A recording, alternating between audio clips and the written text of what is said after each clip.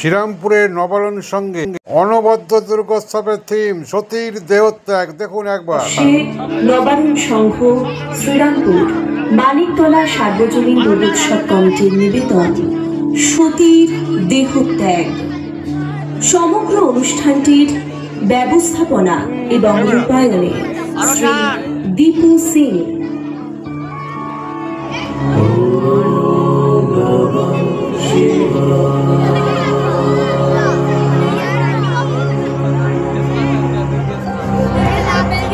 দেব, আমি নিশ্চিত করেছি আমাকে পিতার আয়োজিত যজ্ঞে যেতেই হবে। দেব, আমি নিজের অপমান সহ্য করতে পারি, কিন্তু আপনার নয়। সত্যি বোঝার চেষ্টা করো। সত্যি আমার কথা শোনো, ওই যজ্ঞে যেও না। আপনি আমার জন্য চিন্তা করবেন না দেব। আর যদি তিনি আমাকে অপমান করেন তাহলে তখন তুমি নিজের মনকে এত কঠোর করতে পারবে? সত্যি আপনি প্রতিজ্ঞা করুন আপনি আমাকে যজ্ঞতে যেতে বাধা দেবেন না, আর আপনি আমার কাছে আসবেন না যতক্ষণ না স্বয়ং সতী আপনাকে ডাকে। আপনি ওখানে যাবেন না। এ তুমি আমাকে কি শপথ দিলে সতী?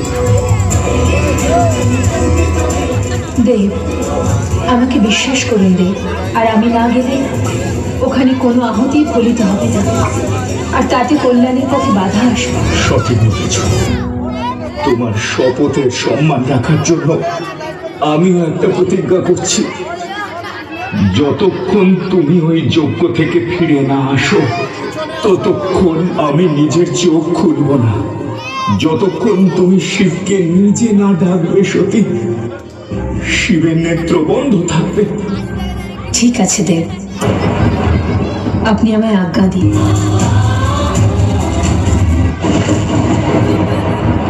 যজ্ঞের যজমান নারায়ণ আমার পিতা ব্রহ্মদেব, আর এখানে উপস্থিত সমস্ত দেবতাকে সাক্ষী মেনে আমি প্রজাপতি দক্ষ এই মহাযজ্ঞতে প্রথম আহুতি দিচ্ছি।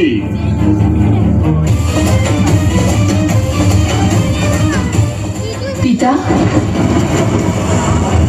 দ্বার পালকদের এতটুকু বুদ্ধি নেই যে শুভ কাজের সময় শ্মশানবাসীদের ছায়াও মঙ্গলময় হয় না। এই যজ্ঞতে কেবল আহুতি দেওয়ার অধিকার চাইছি পিতা।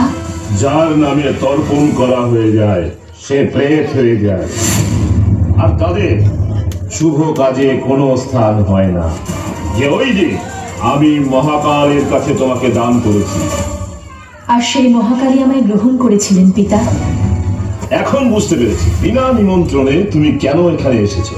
যেরকম ভাবে যজ্ঞ শেষ হয়ে যাওয়ার পর ভিক্ষুক হাত বাড়িয়ে ভিক্ষা চাইতে আসে, ঠিক সেইভাবে তুমি এসেছো এই আশায় যে প্রজাপতি দক্ষ দান স্বরূপ ওই কাপালিক শিবকে মান সম্মান দেবে না।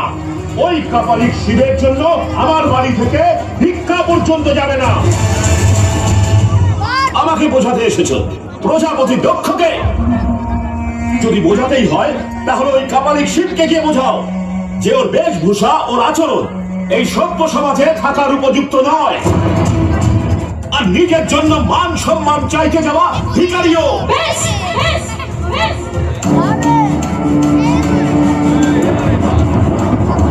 আমি আমার শিবের বিরুদ্ধে আর একটা মন্দ কথা শুনব না। এখনো পর্যন্ত আমি আপনার কন্যা হয়ে আপনার সাথে কথা বলছিলাম, কিন্তু এখন আমি শিবের অর্ধাঙ্গিনী হয়ে আপনার সঙ্গে কথা বলবো। প্রজাপতি দক্ষ, আমি অনেক প্রয়াস করেছি যাতে আপনি সত্যটা বুঝতে পারেন, কিন্তু আপনি তো সমস্ত মর্যাদা নষ্ট করে দিয়েছেন। এবার এখানে যজ্ঞ নয়, ধ্বংস শুরু হবে। আমি দক্ষপুত্রী শিবের অর্ধাঙ্গিনী সতী সমস্ত দিক এবং দেবতাদের সাক্ষী রেখে এই যজ্ঞের অগ্নিতে নিজের প্রাণ আহুতি দিয়ে দেব।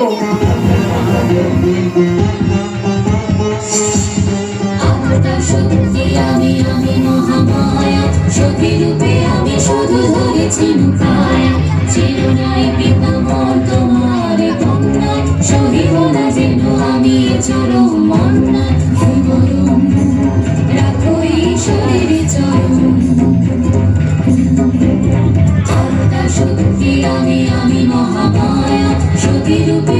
শুধু ধরেছি নৌকায়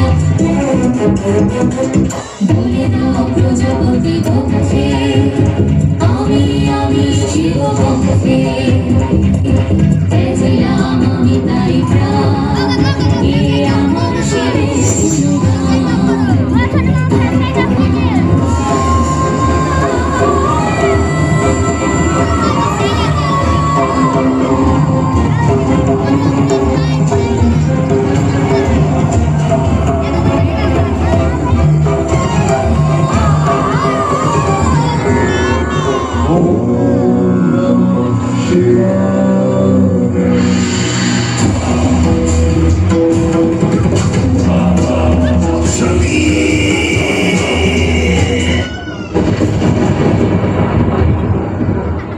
আমার এই জটা থেকে আমি আমার এক নতুন অংশের জন্ম দেব, যে দক্ষকে তার পাপের সঠিক দণ্ড দেবে।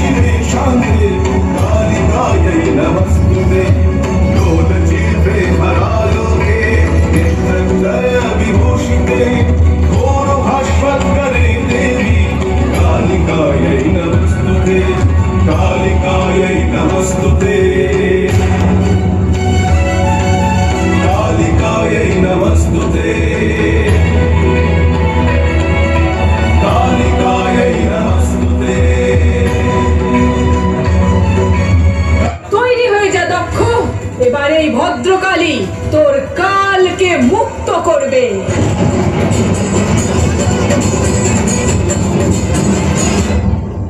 বাঁচান!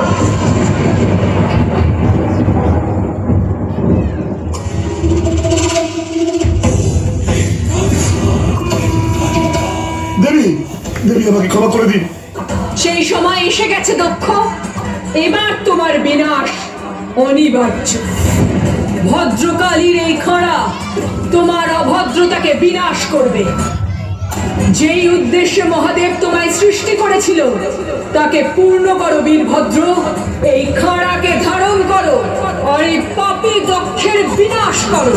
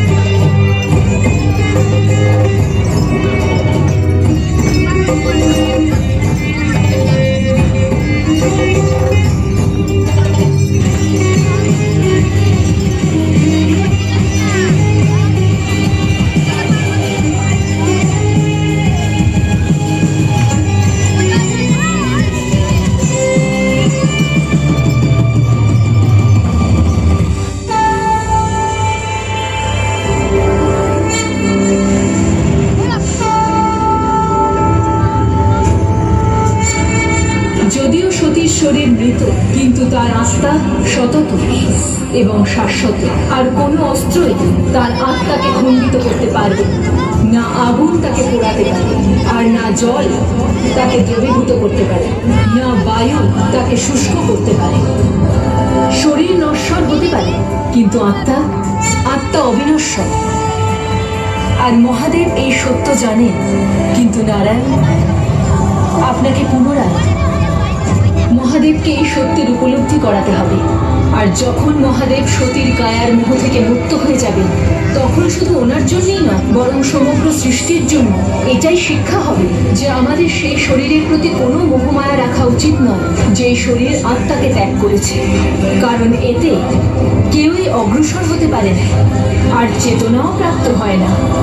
আর সেই জন্য মৃত শরীরের বিনাশ আবশ্যক, যাতে ব্যক্তি সাংসারিক মোহমায়া থেকে মুক্ত হয়ে যায়। আর সতীর শরীরের ব্যাপারে বলি, যেখানে যেখানে সতীর শরীরের খণ্ড পড়বে, সেই সমস্ত স্থান পৃথিবীতে শক্তিপীঠে পরিণত হবে। আর আগত সময়ে তার এক বিশেষ উদ্দেশ্য থাকবে।